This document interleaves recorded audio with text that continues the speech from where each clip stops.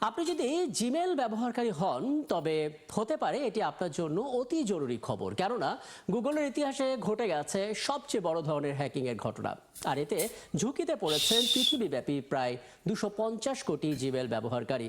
আর তথ্য ফাঁসের এই ঘটনা জিমেল ব্যবহারকারীদের ব্যক্তিগত তথ্য এবং গোপনীয়তার উপর গুরুতর প্রভাব ফেলতে পারে বলে জানিয়েছেন সাইবার নিরাপত্তা বিশ্লেষকরা। বিস্তারিত জুলিয়া তানহার প্রতিবেদনে।